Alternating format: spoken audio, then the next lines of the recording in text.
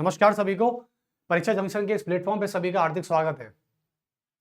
मैं आशा करता हूं कि आज का जो पॉलिटी का चैप्टर होगा बहुत शानदार और बहुत ही सलीके से किया जाएगा। तो मैं ये चाहता हूं कि इस चैप्टर को स्टार्ट करने से पहले हम थोड़ी सी पॉलिटी के बारे में एक चीज और जान लेते हैं कि जैसा कि हमको पता है आज के समय में पॉलिटी बहुत ही इंपॉर्टेंट हो रही है एसएससी एग्जाम में, यूपीएससी एग्जाम में, और आजकल अभी यूपीपीसीएस का एग्जाम हुआ है। यूपीपीसीएस के एग्जाम में बहुत अच्छी लेवल की पॉलिटी आई है। तो प्लीज यदि जो बच्चे यूपीएससी की तैयारी कर रहे हैं, एस्पिरेंट हैं, उनको मैं ये सलाह देता हूं कि यूपीपीसीएस का पेपर एक बार जरूर देख लेना। और देखो, मेरे कहने की जरूरत नहीं है, वो खुद ही देख लेते हैं। लेकिन फिर भी मैं उन मक्कारों के लिए कह रहा हूं कि जो यूपीएससी की तैयारी के नाम पर केवल कुछ और कर रहे हैं, खैर उनका मकसद तो कुछ और है, लेकिन मैं ये चाहता हूं कि सबसे पहले आप उस पेपर को जरूर देख लें, क्योंकि उसमें पॉलिटी नहीं, उसमें पूरा एक जीएस कवर हो रहा है। तो यूपीपीसीएस का पेपर इस बार ये बताया जा रहा है कि बहुत टफ बना है। देखो, पेपर टफ बना है, हमेशा ये जनता की राय होती है।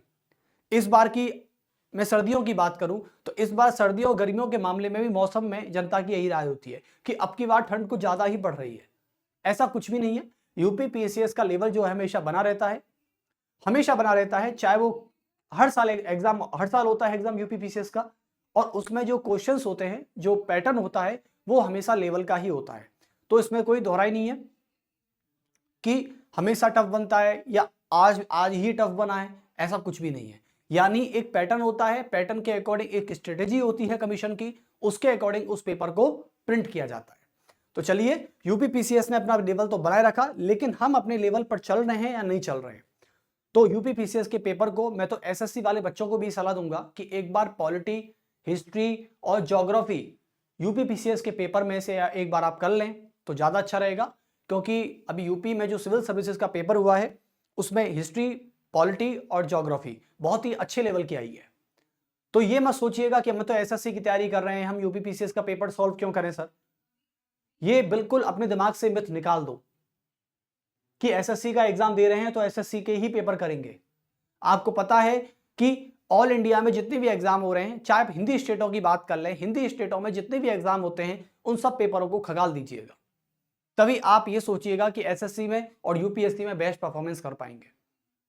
क्योंकि मैंने कुछ बच्चों को ये शिकायत करते देखा है कि सर आप एसएससी की तैयारी कराते हैं और एसएससी की जब तैयारी करने के दौरान आप अदर एग्जाम को एनालिसिस करने की क्यों बोलते हैं।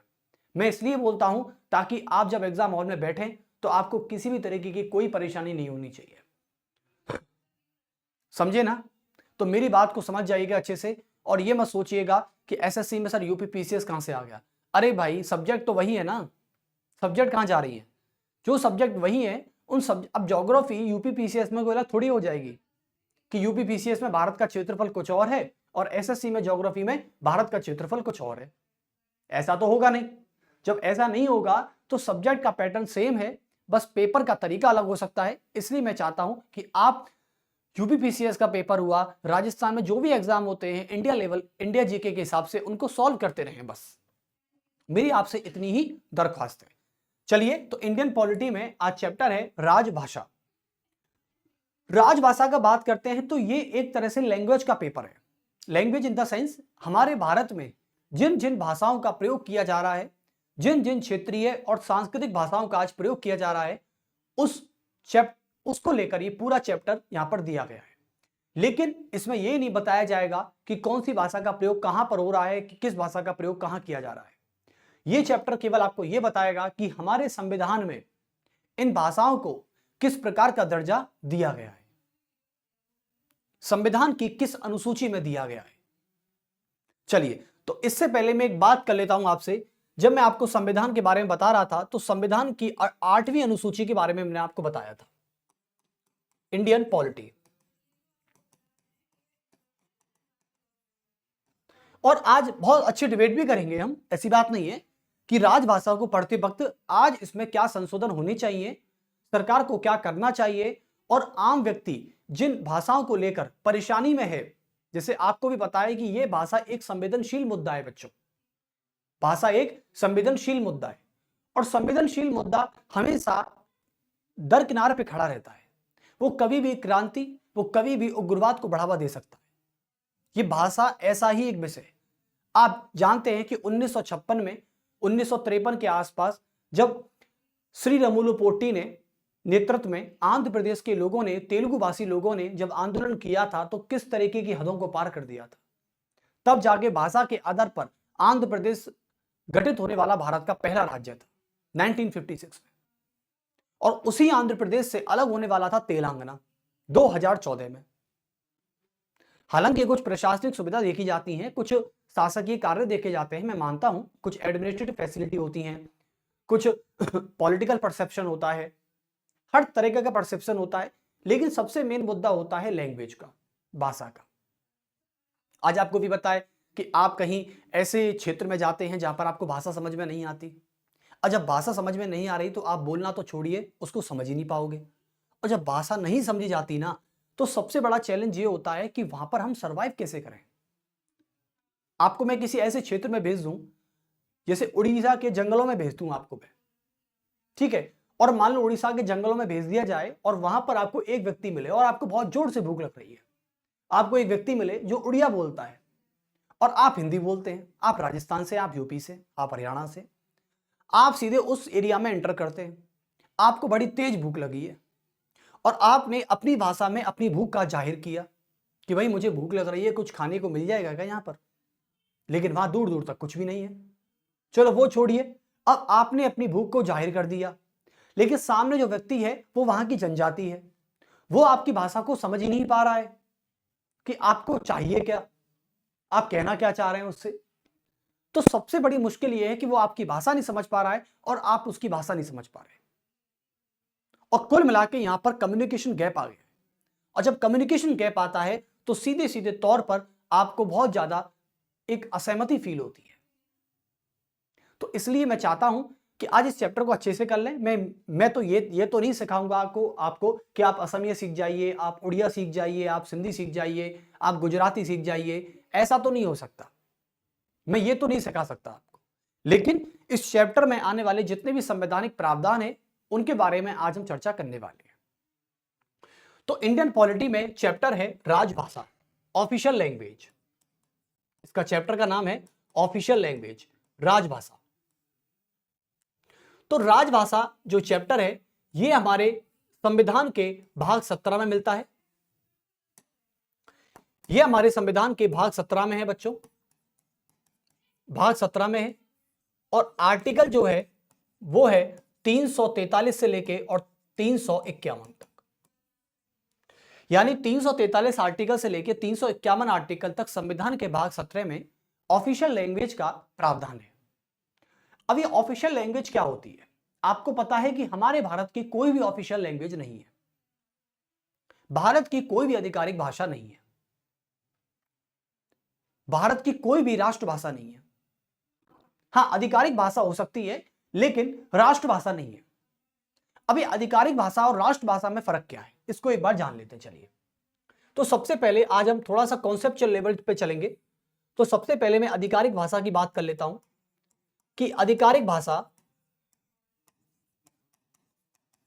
और वर्सेस राष्ट्रभाषा, नेशनल लैंग्वेज, ऑफिशियल लैंग्वेज और नेशनल लैंग्वेज में फर्क क्या होता है।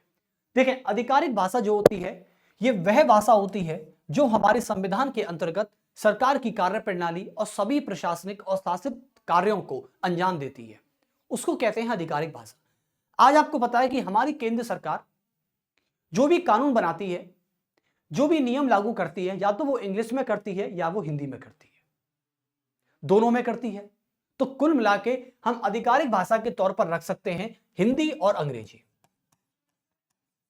हिंदी और अंग्रेजी ये दो भाषा ऐसी हैं जो आधिकारिक भाषा का दर्जा प्राप्त है भारत में। लेकिन राष्ट्रभाषा क्या है? हमारे भारत की कोई भी राष्ट्रभाषा नहीं है। कुछ लोगों ने ये जोर भी किया, कुछ लोगों ने अपना विरोध भी किया कि हिंदी को राष्ट्रभाषा नहीं बनाई जानी चाहिए, और कुछ लोगों ने इसका समर्थन भी किया कि हिंदी को राष्ट्रभाषा होना चाहिए। लेकिन दोनों ही केसों में यहां पर कॉन्फ्लिक्ट है कि भारत की राष्ट्रभाषा यदि हिंदी कर दी जाएगी तो साउथ के लोगों को परेशानी हो जाएगी, साउथ के लोगों को परेशानी होगी। और यदि साउथ की लैंग्वेज को भारत की राष्ट्रभाषा घोषित कर दिया जाए तो फिर नॉर्दर्न और नॉर्दर्न ईस्टर्न लोगों को दिक्कत हो जाएगी। यानी कुल मिला के हमारे भारत की राष्ट्रभाषा इसलिए नहीं हो सकती बच्चों, क्योंकि हमारा भारत जातीय रूप से और सांस्कृतिक रूप से और भाषागत रूप से बटा हुआ है। बटा इन द सेंस यानी विविधताएं। तो हमारे भारत में कुल मिला के जातिगत विविधता, सांस्कृतिक विविधता और भाषागत विविधता के आधार पर पूरा भारत जो है वो कई भागों में बटा हुआ है। तो कुल मिला के हमारे भारत की कोई भी राष्ट्रभाषा नहीं है। क्यों नहीं है, इसका एक कारण है, आप लिख दीजिए क्यों। क्योंकि भारत एक विशाल देश है। भारत भाषागत विविधता के रूप से एक विशाल देश है, एक विशाल देश है। तो कुल मिला के देखा जाता है कि भारत जो है वो भाषा के रूप से, क्योंकि भारत के ईस्ट में कुछ और बोला जाता है, भारत के नॉर्थ में कुछ और बोला जाता है, भारत के नॉर्दर्न प्लेन की तरफ कुछ और बोला जाता है। तो कुल मिला के हम ये नहीं कह सकते पूरी तरीके से कि भारत भाषा के रूप से एक है, ऐसा नहीं है। आप कहीं जाते हैं, केरल में जाते हैं तो आपको कन्नड़ मिलती है, आप तमिल में जाते हैं तो आपको तमिल मिल जाती है, आप आंध्रा में जाएंगे तो आपको आंध्र प्रदेश की भाषा मिलेगी, तेलुगु भाषा मिल जाएगी, तेलंगाना जा रहे हैं तो तेलुगु मिल जाएगी आपको, आप उड़ीसा जा रहे हैं तो आपको उड़िया मिल जाएगी, आप गुजरात जा रहे हैं तो आपको गुजराती मिल जाएगी, आप राजस्थान में जा रहे हैं तो आपको मारवाड़ी मिल जाएगी, बताइए। आप यूपी जा रहे हो तो वहां पर खड़ी बोली मिल जाएगी, हरियाणा जाते हो तो हिंदी मिलेगी, पंजाब में जाते हो तो पंजाबी मिल जाएगी, बताइए। और यदि आप ईस्ट की तरफ जा रहे हो तो वहां पर मणिपुरी, त्रिपुरी, असमिया, ये सारी लैंग्वेज चल रही हैं। अब कैसे कहते हैं कि हम हिंदी को, अब हिंदी भी एक रीजनल लैंग्वेज है बच्चों, हिंदी एक राष्ट्रभाषा का दर्जा प्राप्त नहीं है। हिंदी को एक रीजनल लैंग्वेज माना गया है, जैसे राजस्थान की रीजनल लैंग्वेज हिंदी है, मतलब आधिकारिक भाषा हिंदी है, यूपी की आधिकारिक भाषा हिंदी है, हरियाणा की आधिकारिक भाषा हिंदी है, ऐसे कर करके ये कुछ एमपी है, एमपी की जो भाषा है वो आधिकारिक हिंदी है। तो भारत पूरे भाषा के रूप से बटा हुआ है, इसलिए हम यहां भारत की कोई भी राष्ट्रभाषा को आधिकारिक भाषा नहीं कह सकते। लेकिन हमारे भारत में कुछ आधिकारिक भाषाएं काम कर रही हैं, जिनमें पूरी संसद यानी पूरी सरकार, चाहे केंद्र सरकार हो चाहे राज्य सरकार हो, चाहे न्यायपालिका हो, वो इसी तरीके से आज अंतरराष्ट्रीय स्तर और राष्ट्रीय स्तर पर आधिकारिक भाषाओं में काम कर रही है। चलिए, तो संविधान के भाग 17 में और आर्टिकल 343 से 351 तक इसकी चर्चा की गई है। लेकिन इससे पहले मैं संविधान की 8वीं अनुसूची के बारे में चर्चा करना चाहता हूं। संविधान की जो 8वीं अनुसूची है, इसमें बच्चों 22 भाषाओं का उल्लेख किया गया। कितनी? 22 भाषाओं का उल्लेख किया गया है। और पहली भाषा है असमिया। सबको पता है, जो असम की एक राज्य भाषा है, पहली भाषा है असमिया। जो 8वीं अनुसूची, संविधान में आने वाली 8वीं अनुसूची की पहली आधिकारिक भाषा है असमिया, जो असम की तरफ बोली जाती है, असम के कुछ क्षेत्रों में बोली जाती है। तो ये वो भाषा है। यानी आज हमारे संविधान की 8वीं अनुसूची में 22 भाषाओं को राष्ट्रभाषा नहीं बल्कि आधिकारिक भाषाओं का दर्जा दिया गया है। किसका दिया गया है? आधिकारिक भाषाओं का दर्जा दिया गया है। आधिकारिक भाषाओं का दर्जा प्राप्त है, दर्जा प्राप्त है। तो मैं ये कहना चाहता हूं कि आपको पहले ऑफिशियल लैंग्वेज और ऑफिशियल लैंग्वेज के अलावा नेशनल लैंग्वेज में फर्क समझना होगा। आधिकारिक भाषा का मतलब होता है कि जब सरकार अपने कानूनी दस्तावेजों और प्रशासन और के सभी कार्य जिस भाषा में कर रही है उसको आधिकारिक भाषा कहते हैं। और राष्ट्रभाषा का मतलब होता है कि हमारे देश की कोई ऑफिशियल लैंग्वेज होनी चाहिए, नेशनल लैंग्वेज है, जो कि नहीं है। चलिए, अब हम बात करते हैं आर्टिकल्स की। आज आपको इस चैप्टर में यह पढ़ने को मिलेगा कि हमारे केंद्र की भाषा क्या है। तो संविधान के भाग 17 में आर्टिकल 343 से 351 तक जिस राजभाषा का चर्चा की गई है वो राजभाषा क्या क्या बताती है। देखो, पहले नंबर पर बताया जाएगा आपको संघ की भाषा, संघ की भाषा, कौमा क्षेत्रीय भाषा, कौमा न्यायपालिका की भाषा, न्यायपालिका की भाषा, तथा विभिन्न उद्देश्यों के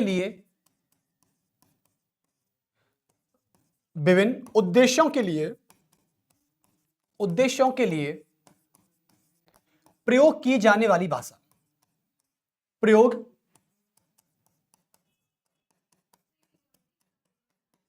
की जाने वाली भाषा का वर्णन दिया गया है।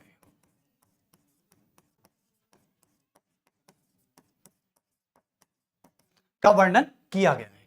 यानी कुल मिलाके आज हम जो पढ़ने वाले हैं वो संघ की भाषा यानी केंद्र की भाषा, केंद्र सरकार की भाषा, दूसरी क्षेत्रीय भाषा जिसको राज्य स्तर की भाषा भी कहते हैं, न्यायपालिका की भाषा यानी सुप्रीम कोर्ट और सभी हाई कोर्ट और सभी सबऑर्डिनेट कोर्ट की भाषा पढ़ने वाले हैं।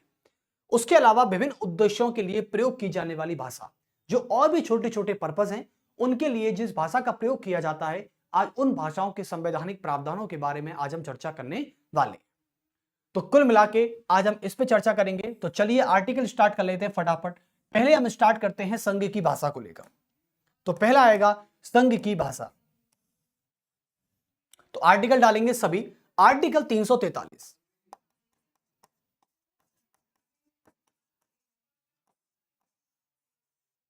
अनुच्छेद 343 क्या है? देखिए अनुच्छेद 343 क्या कहता है बच्चों? संविधान के भाग 17 का अनुच्छेद 343 ये कहता है, यानी इस अनुच्छेद के अनुसार संघ की भाषा की चर्चा की गई है। किसकी? संघ की भाषा। और संविधान जब बना था 1950 का संविधान ये कहता है, 1950 का संविधान ये कहता है कि फोन आ गया था ये क्लास की बत्ती पता नहीं फोन क्यों आते हैं, मुझे समझ में ये नहीं आ रहा। जबकि लोगों को आप पता है, भारत के लोगों की एक खास बात है, आप बिजी हैं और मान लो किसी का कॉल भी आ रहा है, आप रिप्लाई करके ये बोल देते हैं कि आप जो वर्क कर रहे हैं, ठीक है, अभी मैंने बोल दिया कि मैं क्लास ले रहा हूं, लेकिन फिर भी लोग कॉल ही करते जा रहे हैं। मतलब भारत में यदि आप किसी से ये कह दोगे ना कि मैं व्यस्त हूं, और हर कोई आदमी व्यस्त हो सकता है, मैं व्यस्त हूं थोड़ी देर बात करता हूं, यदि मैंने मैसेज कर दिया कि I will call you later, तो पता है ये पढ़ते नहीं है, पढ़ने के बावजूद दोबारा कॉल बैक कर देते हैं। ये भारत के लोगों की खास बात है। और विदेशों में क्या होता है, आप इतना ही बोल दीजिए कि भाई मैं बाद में कॉल करता हूं, I will call you later, बस वो समझ जाता है, फिर वो वेट करता है कॉल आने का, कॉल करता नहीं है। तो हमारे भारत में और थोड़ी बाहर की संस्कृति में इतना ही फर्क है। भारत के लोगों को यदि आप ये बोल दो कि भाई हम थोड़े बिजी हैं, थोड़े काम में व्यस्त हैं, हम बाद में कॉल करते हैं, या मैसेज करके डाल दो, तो पता है उल्टा कॉल करने लग जाते हैं। अरे कैसे बिजी हो गए तुम, इतने बड़े आदमी हो गए क्या? ऐसे, अरे भाई पढ़ा रहे हैं, कॉल क्यों कर रहे हो? तो 343 आर्टिकल ये कहता है संघ की भाषा, केंद्र की भाषा की चर्चा कर रहा है। और जब केंद्र की भाषा आती है तो इसमें बताया गया है कि 1950 के संविधान के अनुसार संघ की भाषा देवनागरी लिपि में लिखी गई हिंदी भाषा का प्रयोग किया जाएगा। आपको पता है कि हमारी जो हिंदी भाषा है उसे देवनागरी लिपि में लिखा गया है, और यह हिंदी भाषा संविधान की 8वीं अनुसूची में क्या है? शामिल है। तो कुल मिलाके केंद्र की भाषा जो होगी वो देवनागरी लिपि में लिखी गई हिंदी भाषा का प्रयोग करेगी। लेकिन इसमें बोला गया है, लेकिन अंतरराष्ट्रीय स्तर पर केवल अंग्रेजी का ही प्रयोग किया जाएगा। आप मुझे बताइए, क्या मैं हिंदी को अंतरराष्ट्रीय भाषा बोल सकता हूं? एक बात महसूस करना, कल को पता चले कि फ्रांस के राष्ट्रपति आ रहे हैं भारत में, या प्रधानमंत्री नरेंद्र मोदी फ्रांस जा रहे हैं पेरिस, ठीक है, राष्ट्रपति से वार्तालाप करने, वहां नरेंद्र मोदी जी हिंदी बात कर रहे हैं, तो आपको पता यदि वो हिंदी बोलते भी है ना, तो बच्चों उनके पीछे ट्रांसलेटर होता है। वह ट्रांसलेटर उस लैंग्वेज में मोदी जी की भाषा को, हिंदी की भाषा को, उसको फ्रांसीसी लैंग्वेज में ट्रांसलेट करके फिर बताता है। यानी कुल मिला के नरेंद्र मोदी जो कह रहे हैं, अब उनको फ्रेंच तो आती नहीं है, ठीक है, या तो वो इंग्लिश शब्द का प्रयोग करेंगे या वो फ्रेंच करेंगे।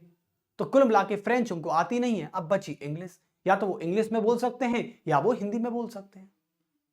बताइए, ये तो हो सकता है ना। या प्रधानमंत्री नरेंद्र मोदी कोई खास लैंग्वेज जानते हैं, कुछ क्षेत्रीय भाषा जानते हैं, जैसे गुजराती जानते हैं, वो तो गुजराती तो बोल नहीं सकते, गुजराती तो बोल नहीं सकते, क्यों? क्योंकि वो पूरे भारत के प्रधानमंत्री हैं और भारत का प्रधानमंत्री पूरे भारत को रिप्रेजेंट करता है। तो या तो हिंदी बोलेंगे या फिर अंग्रेजी बोलेंगे। तो कुल मिला के संघ जो है यानी केंद्र सरकार जो है, जो केंद्र है, वो अंतरराष्ट्रीय स्तर पर केवल और केवल अंग्रेजी भाषा का प्रयोग करेगा। यदि हिंदी कर सकता है तो कर सकता है, इसमें कोई असंवैधानिक बात नहीं है। तो चलिए लिख देते हैं। तो लिखें 1950 के संविधान के अनुसार, 1950 के संविधान के अनुसार, संविधान के अनुसार संघ की भाषा, संघ की भाषा देवनागरी लिपि में लिखी गई, देवनागरी लिपि में लिखे जाने वाली, देवनागरी लिपि में लिखे जाने वाली, लिखे जाने वाली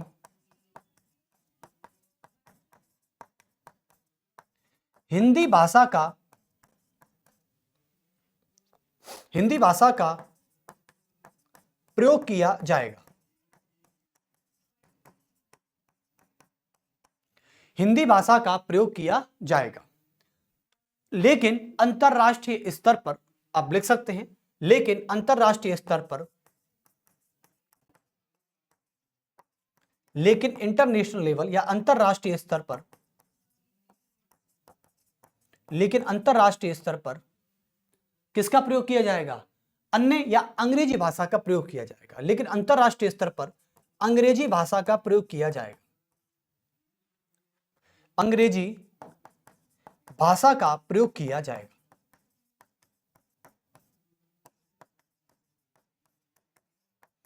तो एसएससी वाले सुन लो, आपके पेपर में यह आर्टिकल पूछा जा सकता है कि आर्टिकल 343 क्या कहता है। आर्टिकल 343 कहता है क्या? ऑप्शन ए क्षेत्रीय भाषा, ऑप्शन बी संघ की भाषा, ऑप्शन सी न्यायपालिका की भाषा, या ऑप्शन डी राज्य विधानमंडल की भाषा। वो आपसे पूछेगा, तो आपको संघ की भाषा पर क्लिक करना है और अपना आगे का काम बढ़ते जाना है। चलिए, और संघ की भाषा अंतरराष्ट्रीय स्तर पर जो प्रयोग होती है वो अंग्रेजी ही होती है। आपने नरेंद्र मोदी जी को यूनाइटेड नेशन में जाकर या तो हिंदी में भाषण देते हुए देखा होगा या फिर अंग्रेजी में देते हुए देखा होगा। कभी आपने गुजराती प्रयोग करते हैं वो, जब वो गुजरात जाते हैं तो गुजरात के लोगों को कम्युनिकेट करने के लिए, उनको अपना बनाने के लिए, उनको अपना जैसा दिखने के लिए वो गुजराती बोल देते हैं। तो इसका मतलब ये नहीं है कि वो गुजराती यूनाइटेड नेशन में जाकर बोलेंगे। हाँ, अपनी भाषा को गर्वान्वित के तौर पर बोल सकते हैं, गर्व करने के तौर पर बोल सकते हैं, अपनी भाषा की पहचान दिला सकते हैं, अपनी भाषा को बढ़ावा दे सकते हैं, लेकिन वो ऐसा नहीं करेंगे यूनाइटेड नेशन में जाके गुजराती बोलने का काम। चलिए, तो इस संघ की भाषा है, केंद्र सरकार की भाषा है, और प्रधानमंत्री नहीं, हर कोई व्यक्ति, केंद्र सरकार में शामिल हर कोई व्यक्ति यही काम करेगा अंतरराष्ट्रीय स्तर पर यदि वो जाता है तो। आपने एस जयशंकर को देखा होगा, एस जयशंकर कहीं भी जाते हैं वो तो इंडिया में भी इंग्लिश ही बोलते हैं, तो इनमें कोई बड़ी बात नहीं है। चलिए, अब आते हैं आर्टिकल 344। अनुच्छेद 344 ये कहता है, इसमें राजभाषा आयोग की बात की जाती है। किसकी? राजभाषा आयोग।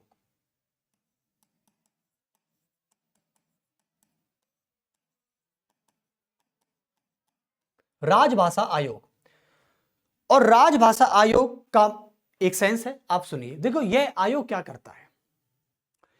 इस आयोग का काम बच्चों इतना होता है कि राष्ट्रपति की मंजूरी से या राष्ट्रपति के द्वारा एक आयोग का गठन किया जाता है। एक समिति का मतलब एक समिति का गठन किया जाता है।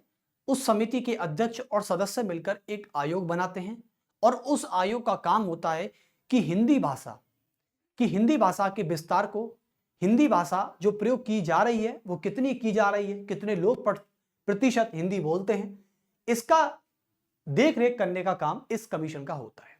और यह कमीशन अपनी अध्यक्षता की वाली समिति में इस रिपोर्ट को तैयार करता है और उस रिपोर्ट को राष्ट्रपति को सौंप देता है। समझे? यानी कुल मिला के यह कमीशन केवल और केवल किसी भी भाषा के विस्तार को, किसी भी भाषा के प्रयोग की जाने वाली लिपि की जांच करता है। जैसे हिंदी है, अब यह कमेटी क्या करेगी, यह आयोग क्या करेगा, कमीशन राजभाषा जो एक लिंग्विस्टिक कमीशन है, ये लिंग्विस्टिक कमीशन क्या करेगा, इनके कर्मचारी हर क्षेत्र में जाते हैं और वहां ये देखते हैं कि वहां पर किस भाषा का सबसे ज्यादा प्रयोग हो रहा है, समझे, या जो लोग हैं वो किस भाषा में सबसे ज्यादा कम्युनिकेट कर रहे हैं, वहां का ऑफिशियल वर्क किस भाषा में किया जा रहा है। तो इस कमेटी का काम केवल और केवल ये देखना होता है और उसके आधार पर ये रिपोर्ट तैयार करते हैं और फिर ये रिपोर्ट देते हैं किसको, राष्ट्रपति को। चलिए, और फिर राष्ट्रपति उसे संसद के सब समक्ष रख देता है, संसद के सामने रख देता है। तो चलिए 344 आर्टिकल में लिख सकते हैं आप कि राष्ट्रपति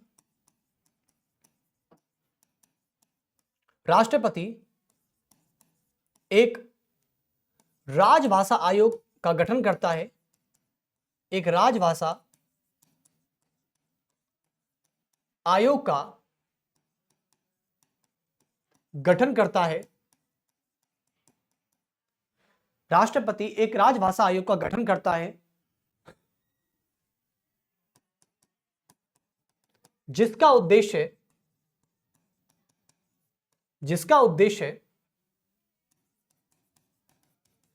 किसी भी भाषा के प्रयोग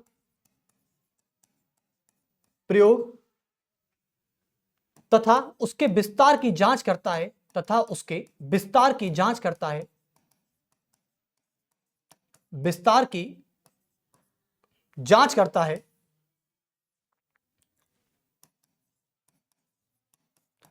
विस्तार की जांच करता है, ठीक है, और उससे संबंधित एक रिपोर्ट तैयार करके राष्ट्रपति को सौंप देता है और उससे संबंधित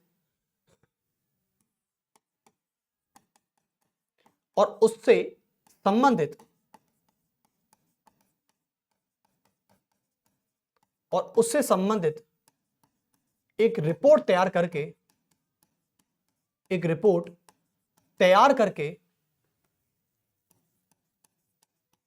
राष्ट्रपति को सौंप देता है,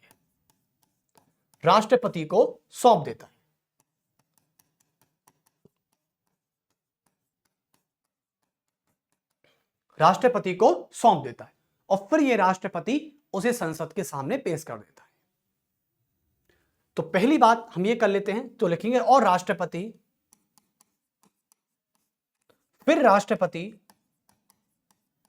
इस रिपोर्ट को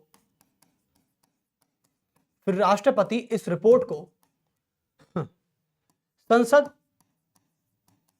के समक्ष पेश करता है।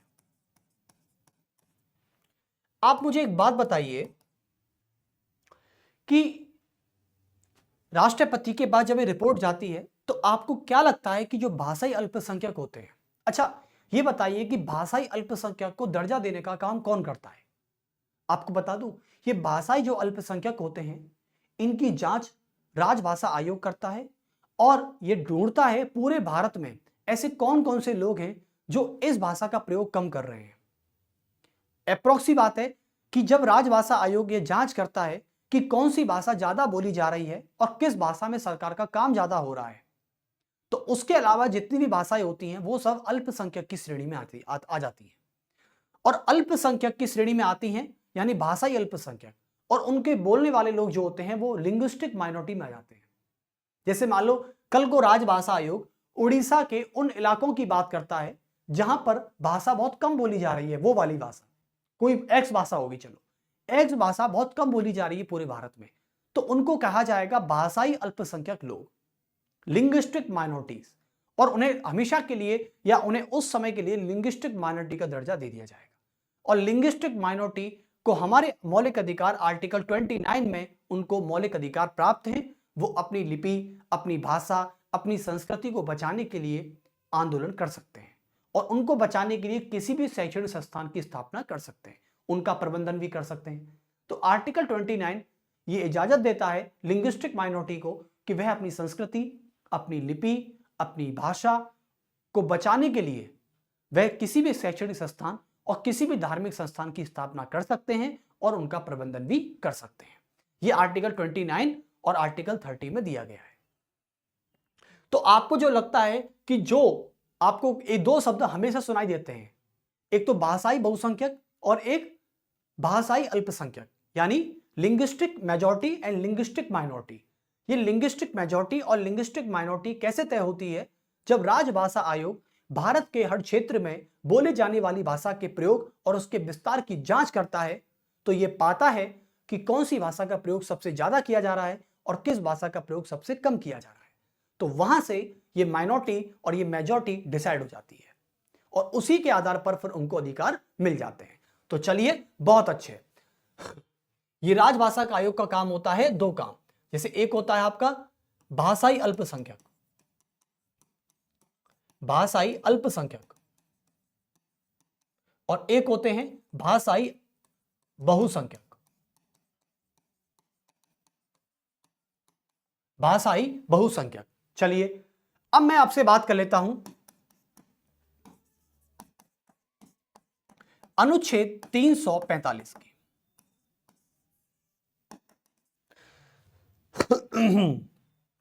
कल एक बच्चे ने मुझसे पूछा,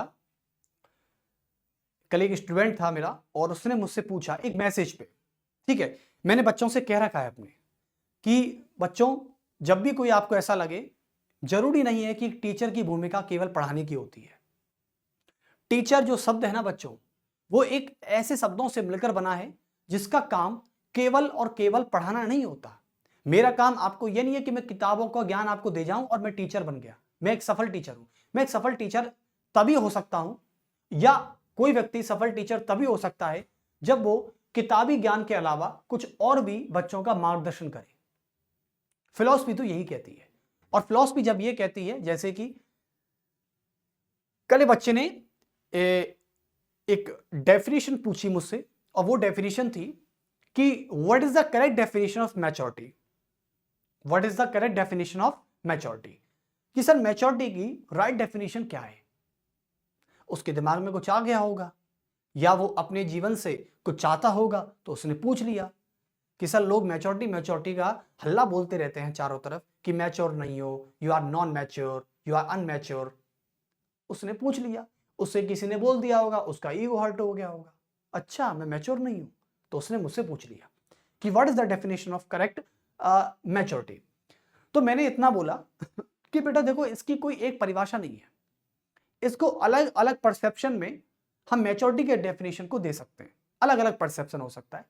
अब आप किस परसेप्शन से पूछ रहे हो? जैसे कि मैच्योरिटी तो तब कही जाती है जब आप बॉय से मैन बन जाते हैं, ठीक है, कहते ना be a man, don't like behaviour this like this boy, कहते ना कि don't like behaviour this boy, यानी लड़कों जैसा व्यवहार मत करो, बी अ मैन। तो ये मैच्योरिटी होती है। दूसरी मैच्योरिटी किस प्रकार की होती है? जैसे कि जब आप अपने परिवार की जिम्मेदारी अपने कंधों पर ले लेते हैं और उसके लिए आप हमेशा काम करते रहते हैं, तो एक क्या होती है, एक वो मैच्योरिटी हो जाती है जो जिसे हम फैमिली मैच्योरिटी कहते हैं, कि भाई लड़का बड़ा हो गया है, माँ क्या कहती है कि बेटा बड़ा हो गया है, इसका मतलब वो जो एक रेस्पॉन्सिबल पर्सन बन गया है। तो फैमिली के हिसाब से मैच्योरिटी वो भी है। यदि मैं किसी रिलेशनशिप की, कपल की बात करूं, तो कपल में मैच्योरिटी तब होती है जब वो छोटी छोटी बातों पर झगड़ा नहीं करता, छोटी छोटी बातों पर इशू नहीं बनाता, अपनी पार्टनर को परेशान नहीं करता, उस पर डाउट नहीं करता बेवजह। तो कुल मिला के मैच्योरिटी कपल के हिसाब से भी होती है। तो मैंने पूछा कि आप किस परसेप्शन से पूछा जा रहा है? बोला कि सर इस पर कोई एक ऐसा सेंटेंस बताइए जिससे हमको ये लगे कि हम एक मैच्योर पर्सन हो चुके हैं। तो मैंने बोला कि मैच्योरिटी आपको तब रियलाइज होती है, मैच्योरिटी रियलाइज होने वाली बात है बच्चों। मैच्योरिटी, मैंने बोला उससे कि मैच्योरिटी आपको तभी रियलाइज होगी जब आपको पहले यह महसूस होगा कि आप जिंदगी के उस मुकाम पर पहुंच चुके हैं कि उस समय क्या खास और क्या खाक। जब आप जिंदगी के उस मुकाम पर जाओगे ना, और आपको सारी चीजें ना खास लगेंगी और ना खाक लगेंगी, तब आप यह समझ लेना कि अब मैं मैच्योर हो चुका हूं। यानी आपको किसी भी चीज से इतना लगाव नहीं होगा, चाहे कोई भी चीज हो, चाहे कोई वस्तु हो, चाहे कोई इंसान। फिर आपको उसके रहने या ना रहने से कोई फर्क नहीं पड़ेगा, उसके आने से, उसके जाने से आपको कोई फर्क नहीं पड़ेगा, उसके होने या उसके ना होने से भी कोई फर्क नहीं पड़ेगा। तो मैंने इतना ही बोला कि मैच्योरिटी, यदि आप ये पूछना चाहते हैं, तो जिंदगी का वह मुकाम जहां पर आपको यह महसूस हो कि क्या खास और क्या खाक, दैट्स इट। तो वो समझ गया फिर। मतलब मैच्योरिटी की डेफिनेशन फिलॉसफी ये कहती है कि अलग अलग परसेप्शन से, अलग अलग क्राइटेरिया से हर चीज अलग अलग होती है। अब बात करते हैं 345 आर्टिकल। 345 आर्टिकल क्षेत्रीय भाषाएं और राज्य भाषाओं का उल्लेख करता है, यानी description of regional and state level language. देखिए दिस प्रोविजन। चलिए तो पहली बात यहां पर लिख देते क्षेत्रीय भाषाएं, क्षेत्रीय भाषा और दूसरी राज्य स्तरीय भाषा। क्षेत्रीय भाषा और राज्य स्तरीय भाषा। तो आपको पता है कि अच्छा, आप कभी गुजरात गए हो तो वहां पर कही जाती है कि गुजरात की भाषा है गुजराती। क्या गुजराती भारत की भाषा है क्या? हां, भारत की एक राज्य की भाषा है, लेकिन गुजराती भारत की राष्ट्रभाषा नहीं है। आप ये नहीं कह सकते कि गुजराती भारत की राष्ट्रभाषा है।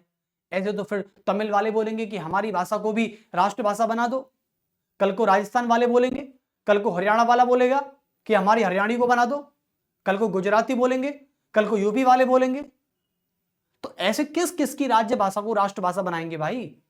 तो संसद ने, यानी हमारे संविधान ने एक काम किया।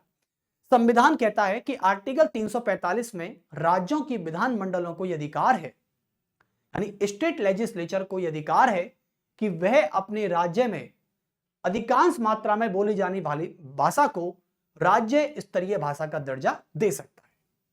जैसे गुजरात में जाएंगे आप तो वहां पर अधिकतर लोग गुजराती बोलते हैं, तो वहां की राज्य भाषा गुजराती है।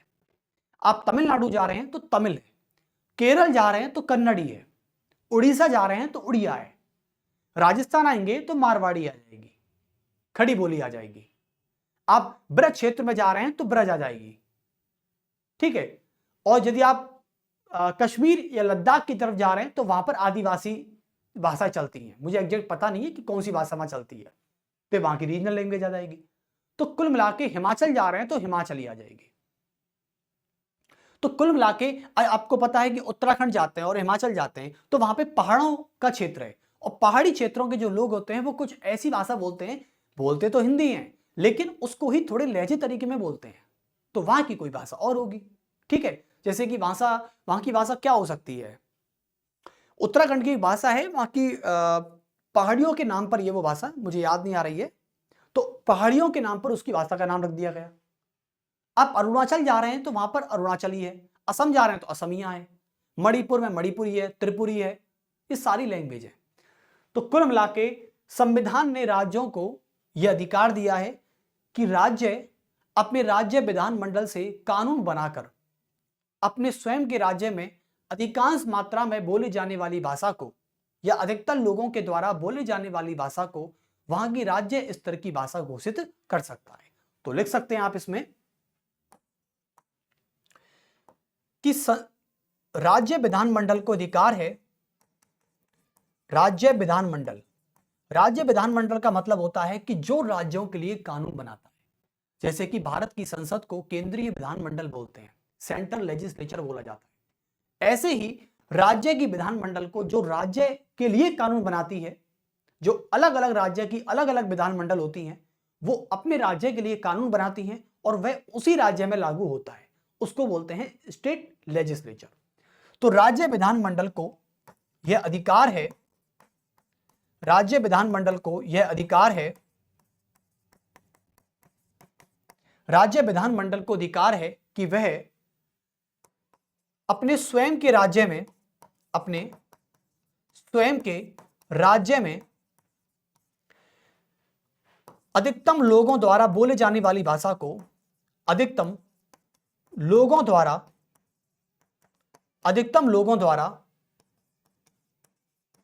बोली जाने वाली भाषा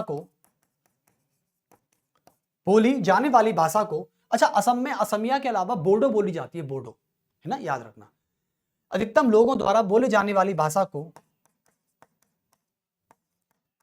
राज्य स्तरीय भाषा घोषित कर सकता है। भाषा को कानून के माध्यम से कानून के माध्यम से, अच्छा राजस्थान की ऑफिशियल लैंग्वेज क्या है? हिंदी। कानून के माध्यम से राज्य स्तरीय भाषा घोषित की जा सकता है। राज्य स्तरीय भाषा घोषित की जा सकती है, घोषित की जा सकती है। जैसे पंजाब में पंजाबी, तमिलनाडु में तमिल, केरल में कन्नड़, उड़ीसा में उड़िया। अब आते हैं 348 आर्टिकल पर। यह आर्टिकल बहुत ही इंपॉर्टेंट है, इनको तरीके से याद करना एक बार। तो आर्टिकल 348,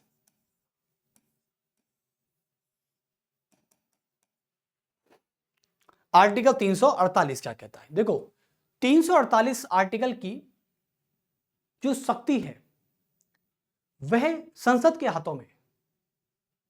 और आपको पता है आज हमारे देश में, मुझे एक चीज समझ में नहीं आती, मैं राजभाषा के ऊपर एक वैड कमेंट करने वाला हूं जो शायद बहुत हद तक ठीक है, आपको शायद मेरी बात को सुन के थोड़ी बहुत सहमति हो। आज हमारे भारत में भाषा को लेके बड़ा विवाद रहता है। मैं कह रहा ना, लैंग्वेज जो है बच्चों, ये सेंसिटिव मुद्दा है हमारे भारत का। और जो लैंग्वेज है ये सेंसिटिव मुद्दा इसलिए है, आपने कभी सुप्रीम कोर्ट में रिट डाली है क्या? चलो डालना कभी। सुप्रीम कोर्ट में जब रिट डाली जाती है ना, तो उसे इंग्लिश में डाला जाता है। यदि हिंदी में लिखकर किसी ने रिट डाल दी तो सुप्रीम कोर्ट के जज के पास तो छोड़ो, सुप्रीम कोर्ट के गेट में एंटर होने से पहले आपकी रिट को फाड़ दिया जाएगा। बिल्कुल, यह हकीकत है। यानी आपकी रिट यदि सुप्रीम कोर्ट की सीढ़ियों को छूती है ना, तो वो इंग्लिश होने के नाते छूती है। वरना सुप्रीम कोर्ट में घुसना तो छोड़ो, उसकी सोचना भी मत कभी। सुप्रीम कोर्ट में ऑफिशियल लैंग्वेज इंग्लिश है। और मुझे बड़ा ही गंदा लगता है कि हमारे देश की साक्षरता को देखते हुए आज जो गरीब, जो अशिक्षित, जो अनपढ़ महिलाएं, जो पढ़ लिख नहीं पाई किसी रीजन की वजह से, या तो उनके परिवार ने नहीं पढ़ने दिया या फिर पुराने टाइम पर नहीं पढ़ पाती थी महिलाएं, आज वो महिलाओं के साथ यदि कोई अन्याय हो भी रहा है ना, तो पहली बात तो वो इतनी पढ़ी लिखी नहीं है कि उनके अधिकारों की कोई बात उनको बता सके। दूसरी, यदि मान लो अधिकार भी उनको बता दिए जाएं, तो इतनी पढ़ी लिखी नहीं है कि वो इंग्लिश में लिखकर रिट डाल सके। और न्यायपालिका केवल और केवल इंग्लिश में लिखी गई किसी भी रिट को ही समर्थन करता है, उसी को एक्सेप्ट करता है। हिंदी में आपने कोई रिट लिख दी है तो उसे सुप्रीम कोर्ट और हाई कोर्ट खारिज कर देगा। अब बताइए, क्या न्यायपालिका आम लोगों तक नहीं पहुंच पा रही है? यह हकीकत है। यदि मैं आज आपसे बोलूं कि हमारे न्यायपालिका का ढांचा इस प्रकार से बताइए कि वो आम लोगों तक नहीं पहुंच पा रहा है, और जब न्याय आम लोगों तक नहीं पहुंच पाएगा तो फिर काय की न्यायपालिका? भाई आप मुझे एक बात बताना, काय की न्यायपालिका? भाई न्याय का काम क्या होता है? न्याय का काम होता है कि हर व्यक्ति तक अपनी पहुंच बनाना, अपनी रीच बनाना, अप्रोच बनाना। जब तक वो हर व्यक्ति तक पहुंच ही नहीं पा रहा है, आज हमारे देश में इंग्लिश बोलने वाले कितने प्रतिशत लोग रहते हैं, मुझे आप ये बता दें। आज हमारे देश में हिंदी बोलने वाले लोगों की संख्या ज्यादा है कंपैरेटिवली इंग्लिश बोलने वालों के। फिर भी बताइए, तो क्या कहां का न्याय हो गया भाई? आज कोई झुग्गी झोंपड़ी में रहने वाली महिला, वो अपना परिवार का पालन पोषण कर रही है, उसके साथ कोई अन्याय हो गया और वह सुप्रीम कोर्ट में जाती है, और सुप्रीम कोर्ट इस शर्त पर उसकी याचिका का समर्थन करेगा, उसकी याचिका को एक्सेप्ट करेगा कि वो इंग्लिश में लिखे। अरे कैसे लिख देगी इंग्लिश में भाई? इंग्लिश में लिखना तो छोड़ो, वो बोल भी नहीं पाएगी। अच्छा, बोल भी नहीं सकती तो काय का न्याय मिलेगा उसको? इसलिए आज हमारी जुडिशरी में केवल और केवल इंग्लिश को महत्व दिया जाता है, जो कि गलत है। दूसरी बात, मैं इस मंच के माध्यम से केंद्र सरकार के एक मंत्री का, केंद्र सरकार के जो अभी मंत्री हैं, मैं उनसे इतनी रिक्वेस्ट करना चाहता हूं, ये मेरा परामर्श समझे या मेरी सलाह समझे या मेरी प्रार्थना समझे। हमारे केंद्र सरकार में वित्त मंत्री हैं जिनका नाम है निर्मला सीतारमण जी। निर्मला सीतारमण जी से मैं ये कहना चाहता हूं, और हमारी केंद्र सरकार से ये कहना चाहता हूं, कि जब संसद में बजट पेश होता है तो उस बजट में जो बजटीय भाषण होता है मंत्री जी का, हमारे वित्त मंत्री जी का, उसको कृपया हिंदी इंग्लिश में ना देकर हिंदी में दें, क्योंकि जब बजटीय भाषण दिया जाता है, बजटीय स्पीच दिया जाता है, तो बजट स्पीच का हिंदी अनुवाद करें ताकि गरीब से गरीब और अशिक्षित व्यक्ति तक वह पहुंच सके, क्योंकि अनपढ़ व्यक्ति भी हिंदी जानता ही है, क्योंकि उसकी मदर टंग होती है। क्या होती है? Mother tongue. हाँ, आप रीजनल लैंग्वेज में ना बोले, लेकिन हिंदी तो बोलना है कम से कम। आज हमारी कोई भी वित्त मंत्री हुआ, हालांकि मैं कम वित्त मंत्री ऐसे हुए जिन्होंने हिंदी में भाषण दिया है, अधिकतर वित्त मंत्रियों ने बजट भाषण में इंग्लिश शब्द का प्रयोग किया है। और इंग्लिश लैंग्वेज का प्रयोग करने से बहुत ऐसे लोग हैं हमारे भारत में जिनको समझ में नहीं आता कि क्या बोल रहे हैं। सच बता रहा हूं, क्या बोला जा रहा है कुछ नहीं पता। तो चलिए, ये दो मैं आपसे रिक्वेस्ट करना चाहता हूं केंद्र सरकार से। अच्छी बात है, मैं केवल प्रार्थना ही कर सकता हूं, केंद्र कानून बनाने का काम केंद्र सरकार का होगा। खैर, 348 आर्टिकल में न्यायपालिका और राज्य विधानमंडलों और संसद की भाषा आती है, तो लिख देंगे कि संसद एवं राज्य विधानमंडल, संसद एवं राज्य विधानमंडल एवं न्यायपालिका की भाषा, एवं न्यायपालिका की भाषा। देखिए बच्चों, अब इसमें क्या मैटर आता है, इसमें यह बात बताया जाता है कि आर्टिकल 348 कहता है कि संसद जब तक कानून ना बनाए, क्या? जब तक कानून ना बनाए तब तक संसद, राज्य विधानमंडल और न्यायपालिका अपना आधिकारिक कार्य अंग्रेजी भाषा में ही करेगी। तो लिख सकते हैं आप कि जब तक संसद कानून ना बनाए,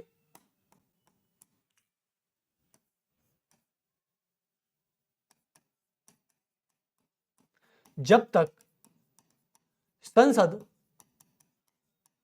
कानून ना बनाए, जब तक संसद कानून ना बनाए, तब तक न्यायपालिका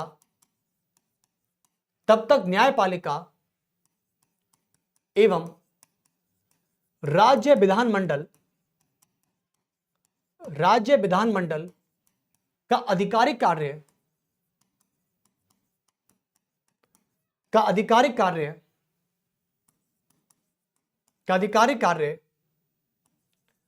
अंग्रेजी भाषा में ही किया जाए, अंग्रेजी भाषा में ही किया जाए।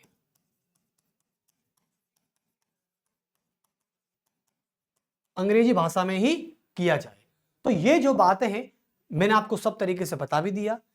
मैं बस हमारे देश की जुडिशरी से और हमारे देश की केंद्र सरकार के वित्त मंत्री से मैं यही दरख्वास्त करता हूं, मेरी प्रार्थना समझ लें आप। वित्त मंत्री इंग्लिश भी बोल लेती हैं, इंग्लिश तो बहुत अच्छी बोलती हैं, द मास्टरमाइंड इंग्लिश है उनकी, लेकिन मैं चाहता हूं कि वो हिंदी भी प्रयोग कर लें तो ठीक रहे। हमारे जो किसान लोग हैं, हमारे जो गरीब लोग हैं, जो अशिक्षित हैं, जो पढ़ नहीं पाए किसी रीजन की वजह से, उन तक ये बजट नाम का जो शब्द है, ये बजट का जो भाषण है कि आपने किसको कितने पैसे दिए, आप भारत सरकार ने कितने पैसे लगाए डेवलपमेंट में, यदि वो इस प्रकार के भाषण को हिंदी में कन्वर्ट कर दें तो हमारे लोगों को ज्यादा समझ में आएगा बजाय इंग्लिश के। मैं इतना चाहता हूं और न्यायपालिका से इतना कहना चाहता हूं कि प्लीज हिंदी में जारी की गई रिट को भी एक्सेप्ट कर लें, तो इसमें कोई बुराई नहीं है। बस ये जो बात है, ये जो अधिकार है, वो केवल और केवल संसद के पास होता है। संसद ही कानून बना सकती है न्यायपालिका की भाषा को लेकर। तो चलिए बच्चों, आज हमने यही 3 आर्टिकल थे। इस चैप्टर को ज्यादा बड़ा नहीं करेंगे, ज्यादा नहीं खींचेंगे, क्योंकि आने वाले मैंने जो प्रीवियस पेपर देखे हैं, प्रीवियस पेपर में केवल इन 4 आर्टिकल में से पूछ लिया जाता है कि आर्टिकल 343 क्या है, 344, 345 और 348, ये 4 आर्टिकल आते हैं। राजभाषा संविधान के किस उसमें दिया गया है, भाग 17 में है, किस अनुच्छेद में दिया गया है, संविधान की 8वीं अनुसूची में पहली भाषा को, मतलब जो पहली भाषा है, जो पहला दर्जा है, वो किस भाषा को दिया गया था, असमिया को, और लास्ट में आती है हिंदी। अच्छा, एक करंट की न्यूज है, हमारे कुछ दिन पहले केंद्रीय मंत्रिमंडल ने 5 सांस्कृतिक भाषाओं को, यानी 5 शास्त्रीय भाषाओं को दर्जा दिया है, 5 भाषाओं को शास्त्रीय भाषाओं का दर्जा दिया है। तो आप लिख सकते हैं पहले इसमें, ये करंट का क्वेश्चन है। आपको पता है कि केंद्र सरकार द्वारा प्राचीन विरासत और संस्कृति को बनाए रखने के लिए प्राचीन भाषा एवं संस्कृति को बनाए रखने के लिए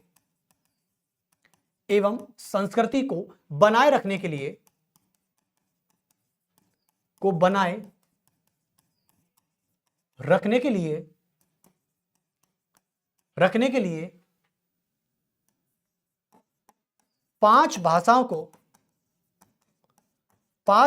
को शास्त्रीय भाषा, क्लासिकल लैंग्वेज, शास्त्रीय भाषाओं का दर्जा दिया है।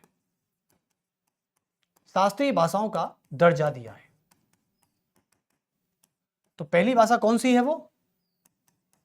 देखिए, आपको पता है कि केंद्रीय मंत्रिमंडल और केंद्र सरकार के द्वारा प्राचीन भाषा और हमारी विरासती संस्कृति को बचाए रखने के लिए, उसको बनाए रखने के लिए केंद्र सरकार ने 5 भाषाओं को शास्त्रीय भाषाओं का दर्जा दिया है और ये बहुत ज्यादा ही करंट में रहा है, इसलिए याद रखना। पहली भाषा है मराठी, दूसरी है पाली, तीसरी है बंगाली, चौथी है, और कौन सी है? मराठी, पाली, बंगाली, 2 भाषाएं और थी, एक तो मराठी थी, एक पाली थी, एक बंगाली थी, एक असमिया थी। एक असमिया थी और 5वीं और थी एक और मराठी, पाली, बंगाली, असमिया, एक और भाषा थी जो 5 शास्त्रीय भाषाओं को दर्जा दिया गया था।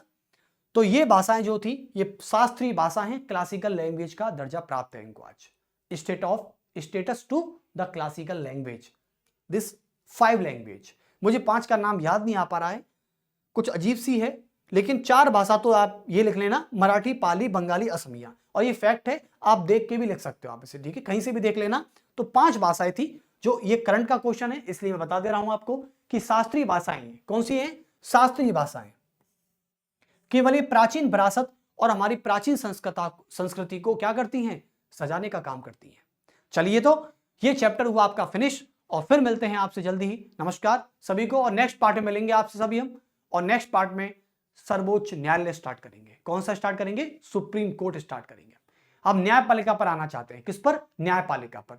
या जब नेक्स्ट पार्ट में हमको लगेगा कोई और चैप्टर स्टार्ट करना चाहिए तो वो कर देंगे, लेकिन सारी पॉलिटी इसी प्लेटफॉर्म के माध्यम से की जाएगी। तो चलिए फिर मिलते हैं आपसे, और सभी लेक्चर को सब्सक्राइब और लाइक जरूर कर दीजिएगा। और प्लीज कोई भी आपको लगता है, कोई भी आपकी क्वेरी है तो आप कमेंट बॉक्स में डाल सकते हैं, मैं उसका बाकायदा रिप्लाई भी करूंगा। चलिए, तो फिर मिलते हैं आपसे जल्दी ही नेक्स्ट पार्ट में इंडियन पॉलिटी के में। सभी को मेरा नमस्कार, स्वस्थ रहें, खुश रहें।